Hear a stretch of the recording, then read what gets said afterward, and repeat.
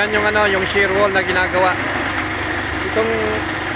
Yan yung ito yung shear wall. Kahapon binuhusan natin tong poste. Ito.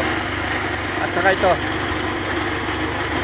Binuhusan kahapon yan. Ito yung footing ng ano, ng retaining wall ng PLDT. Kailangan masuportahan lahat to, no? So kung makikita nyo, ito ang pinaka-major na ginagawa. Shear wall, may poste, nakatungkod dyan, no? Kaya nakalabas yung ano, ayan, may bakal yan. May bakal yung footing dyan. Pinasok namin dyan. Okay?